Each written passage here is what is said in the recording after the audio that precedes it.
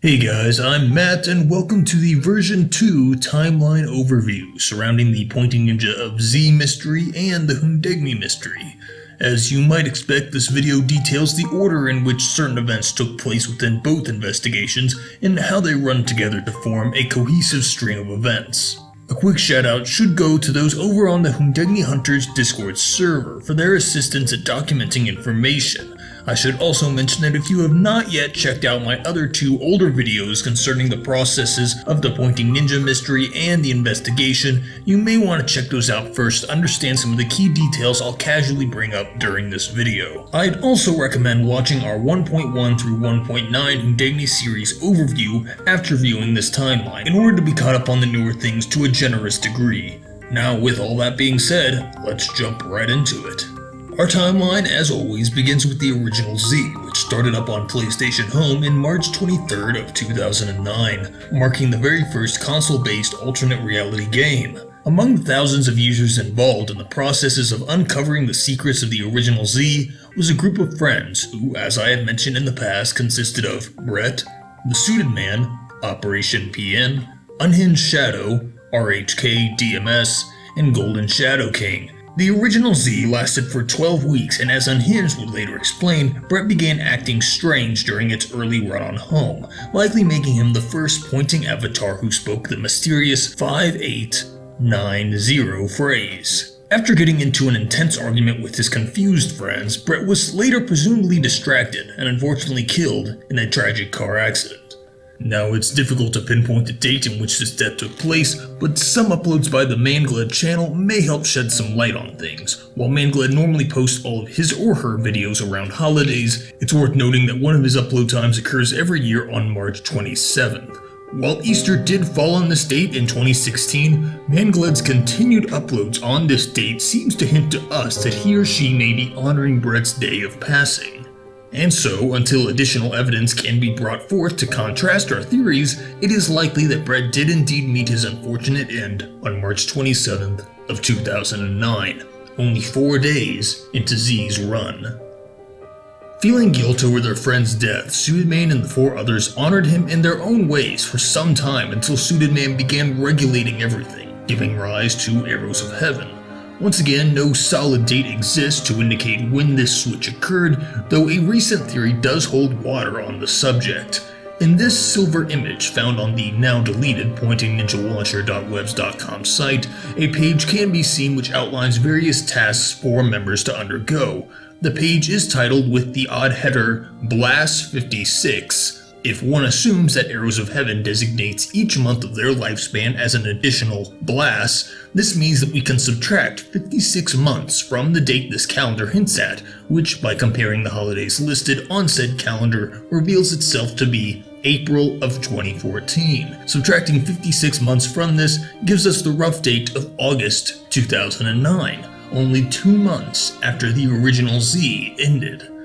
Our ongoing theory is now that from roughly March 27th to August, Brett's 5 friends were allowed to behave as they pleased, with Suited Man finally taking over somewhere within that August time frame. Before we move on, there's yet another theory regarding Brett and the Suited Man's age, of which I will briefly touch upon. This theory factors in Brett's ability to drive, as well as this later uncovered photograph of 3 individuals, one of them supposedly Brett, to place him around 16 to 18 years old at the time of his wreck. That's assuming, of course, that the Suited Man and Brett's other friends were of a similar age to begin with. Following Z's end after 12 weeks, Arrows of Heaven, or AOH, would go on to operate in the Z Museum, which was created in 2010 to honor the original Z. The following several years are best identified via looking into investigators who'd come across AOH in their respective 1-year cycles. This is all in accordance to the hidden names at the bottom of pointingninjalauncher.webs.com. These chosen investigators, in order of their participation in the mystery, are as follows: King of the Sun 5, D-Heart 67, and Trooper for Good. Since every cycle lasts 1 year for chosen investigators, King of the Sun 5 as well as the rest of his group, Eyes in the Sky, were likely working to solve the mystery in 2010. Now their exact date at starting the investigation is unknown, but a one-time appearance by Y2HHA XJZ in front of the Stapler statue on January 12, 2014 may be a good indicator. Following their cycle would be DHeart67, who got involved in 2011, and then Trooper for Good, who got involved in 2012. The rest of the timeline almost perfectly fills in itself, with Dominic getting involved in the mystery in late 2012, meaning Trooper for Good's cycle had likely already ended by this time, seeing as Dominic never noted him in any written entry. Thus, Trooper for Good either had a head start when investigating, perhaps joining in late 2011, or he and his possible assistants were able to solve the mystery with impressive time to spare. What's difficult to pinpoint is whether Dominic was a chosen investigator or not for the 2013 cycle. It's definitely possible that one of Dominic's partners, or perhaps some other unseen individual, was chosen during this time due to a Jinn never appearing to Dominic at any point, unlike how he appeared often to other chosen investigators and to Admiral.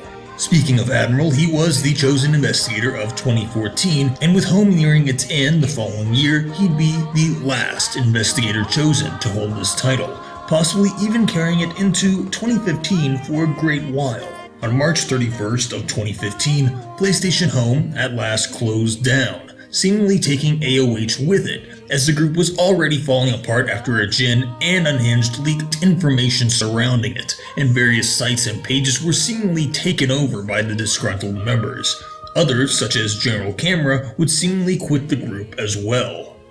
For quite some time, everyone presumed the mystery was entirely over, but this is seemingly not the case. On July 28th of 2015, a strange Twitter profile named HUNDEGNI would appear, locked from the public eye and slowly growing in its hidden tweets. This profile would not be discovered for a few years, but it doesn't end there. On August 2nd of 2015, a YouTube account entitled Man Gled would be created, uploading its first video, HUNDEGNI 1.1, on the same day, and continuing its uploads for some time until old Pointing Ninja investigators came across it around November 29th of 2015. Man Gled would continue to post videos containing subtle references to the Pointing Ninja investigation, often choosing to upload around holidays and on Brett's supposed day of passing.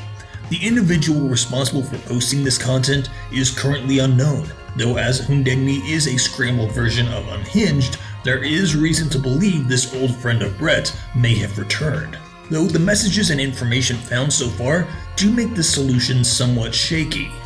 On February 16th of 2018, a user called Lucid Number 16 or Lucid Num 16 would join the newly created investigation Discord and bring to light the existence of a mysterious second group of investigators who have since been simply dubbed Lucid. Details surrounding the group were sparse, and their true intentions did not truly manifest until a tweet was later found on their Twitter page, demanding Man Gled remove his content. Lucid has remained just as mysterious as time has gone on, and Man Gled has yet to seemingly abide by their wishes. Indeed, it seems as if the future of this HUNDEGNI mystery still has quite a few twists in store, as it shows no clear signs of ending anytime soon. And with that, I'd like to end this video, ladies and gentlemen. The Pointing Ninja of Z investigation and its accompanying HUNDEGNI investigation are nothing if not convoluted, though it's thanks to our research on the HUNDEGNI Hunters Discord server that videos like this can even be made. So thanks again guys, Matt out.